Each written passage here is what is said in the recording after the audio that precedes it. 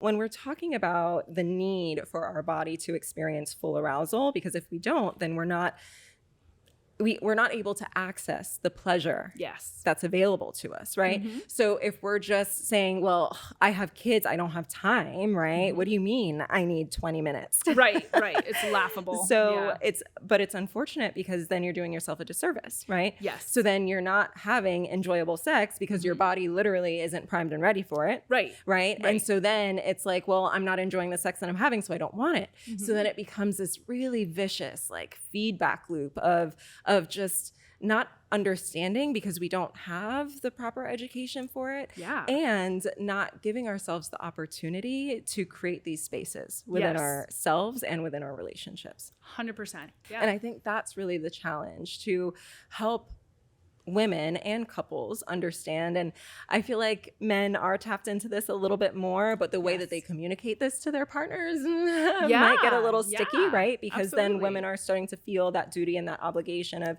you see, all you want is this. Right? Yeah. But when we understand that actually this is for me too. Yes, right? Absolutely. And some of the most incredible research that's happening, and the thought leaders in the industry are talking about how women need to actually be more like narcissists in the bedroom.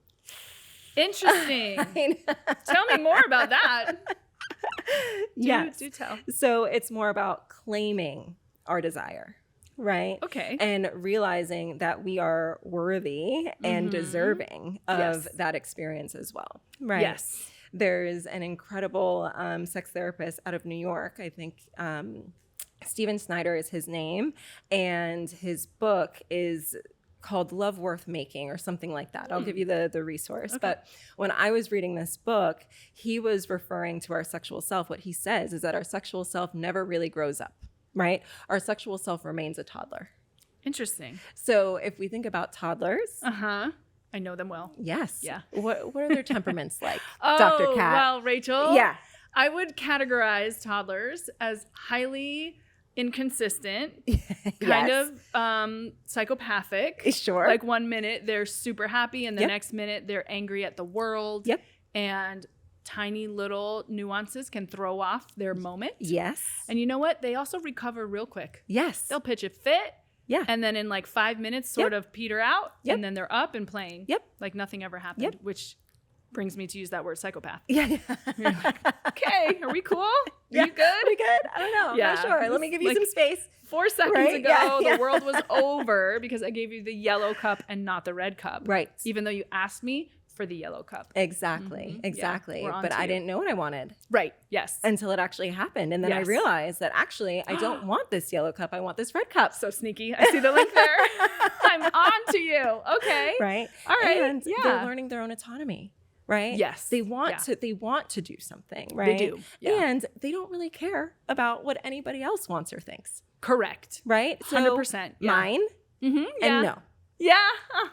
Right? I love that. So that is a fabulous parallel. Your sexual self is a toddler. Yes. Yeah. Let's really I'm going to use that. take that into consideration. Okay. Yeah? So you can't force it. You can't force your toddler to really do anything, right? You want to give it options. Do you want A or do you want B? Yeah. Let's see. What shirt do you want to wear today? Yeah. Absolutely. And so we have to create that space and give them that space, right, to decide. Okay. If I feel like there's only one option here and that's not the option that I want, then I'm going to close myself off to it.